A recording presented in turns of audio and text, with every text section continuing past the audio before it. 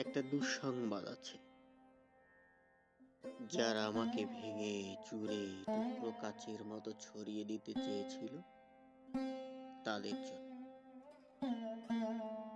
দুঃসংবাদটি তাদের জন্য যারা ভেবেছিলে আমি হোঁচট খেয়ে পড়ে গেলে আর কখনো উঠে দাঁড়াতে পারবো না। মুখ থুবড়ে পড়ে থাকবো গা ঘিনি ঘিনি কাদায়। আমাকে ছিঁড়ে কাগজের মতো কুচি কুচি করে হাওয়ায় ভাসিয়ে দিলে আমি হারিয়ে যাব দিকশূন্যপুর। যে আমাকে টেনে হিচড়ে নামিয়ে নিতে চেয়েছিল অতলান্তিক বিষাদ সমুদ্রে, ডুবিয়ে দিতে চেয়েছিল এক পৃথিবী বিভীষিকায়। যে আমাকে অযুত রাতের কান্না লিখে দিয়ে বুকের ভেতর খুঁড়ে দিতে চেয়েছিল শ্যাওলা জামার সাথে এক মজা পুকুর।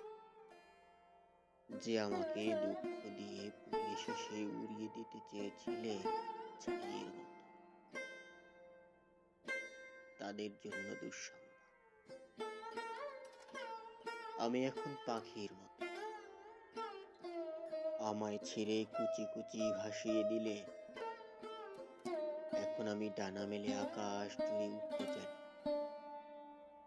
কাটা যায় না, ভাঙা যায় না। আমি এখন জলের মতন ভেসে যেতে যেতেও হঠাৎ জলোচ্ছ্বাসে ভাসিয়ে দিতে আমিও জানি ছড়িয়ে থাকা টুকরো কাচের শরীর থেকে দুফালা এক ছুরি হতে। এই যে মানুষ দুঃখ দিতে দক্ষ ভীষণ, সেও জানে আমি এখন হাসতে জানি শ্যাওলা জামা পুকুর জুড়ে। আমিও এখন রোদের মতো ভাসতে জানি। প্রস্থানের গল্প লিখেও ইচ্ছে হলেই আবার ফিরে আসতে জানি। আমি এখন পুড়ে যাওয়া ছাইয়ের ভেতর জেগে ওঠা ফিনিক্স পাখি। আমি এখন মৃত্যু মেরে বাঁচতে জানি।